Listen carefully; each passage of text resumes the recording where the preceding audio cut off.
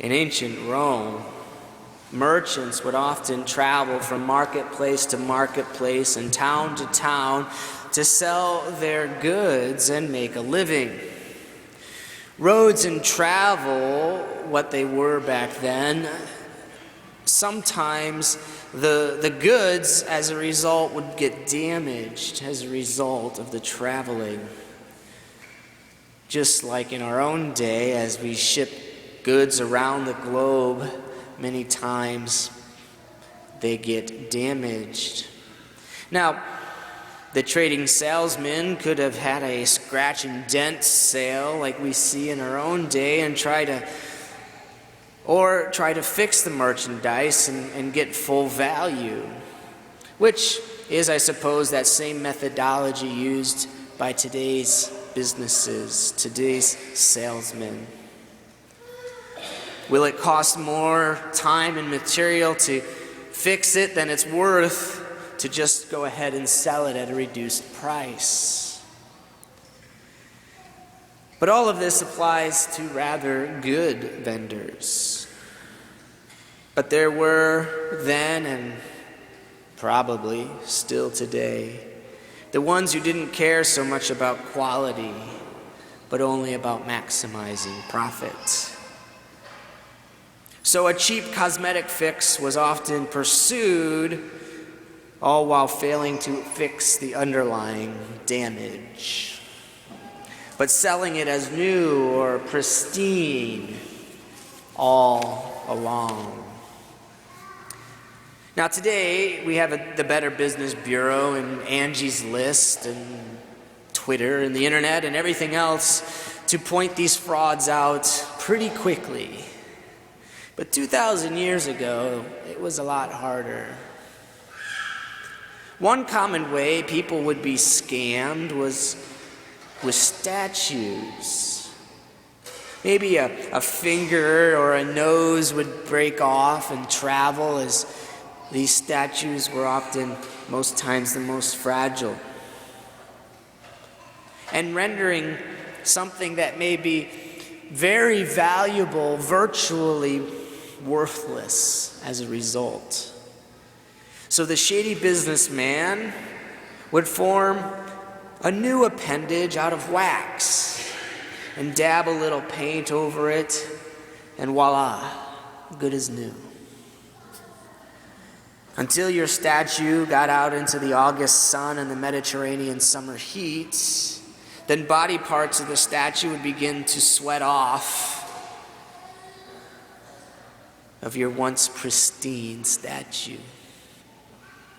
So those merchants that wanted to distinguish themselves from the crooks who were selling deficient goods would hang a sign at their stand, at their store, that said "Sincere," literally from Latin, without wax. In English, it's spelled exactly the same as our word sincere. Now, this is a long history lesson and an etymological lesson for our English word sincere, but very helpful in understanding our gospel today. Christ is telling us our outside appearances need to match our inside disposition. We need to be sincere. Too often, I've falsely heard this passage interpreted to mean it's only what's on the inside that counts, that the outside appearances don't matter.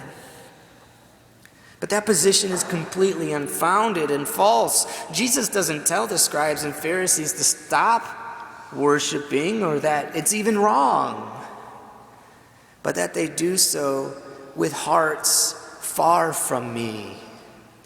In fact, Christ makes it very clear there are plenty of outside actions that are quite bad and damning. Unchastity, theft, murder, adultery, greed, malice, deceit, licentiousness, envy, blasphemy, arrogance, folly. But all of these, which are actions, which are done by us, start as a desire in the heart. St. James tells us today, be doers of the word and not hearers only. We cannot fall into the trap of thinking either lie is true, that a superficial coat of wax and paint will fix the damage, or that ignoring the outside and looking only inward will solve all the problems. In the words of the great St. Thomas Aquinas, it's a both and. We must concern ourselves with both the interior and the exterior. Christ directs our attention inward because that is indeed where all things begin, in the heart. If we love it, then our actions will correspond. If, however, it's just an empty ritual without meaning, then we are so caught up on the externals that we've already lost sight of its purpose. And so I challenge everyone to examine your own worship and your faith. Christ challenges the church of his day to examine their hearts. They were so disconnected that the most minute splinter became the biggest beam. So where is God in your heart? What is he in your life? How is it shown in what you say or do? Is Mass and prayer just a duty and obligation, or an encounter with God? Does the outside match the inside? Are you in love with God and want to grow closer, but only give him the leftover minutes of the day or week? Barely arrive to Mass on time, if on time at all? Make him a to-do item on the day's, week's, month agenda?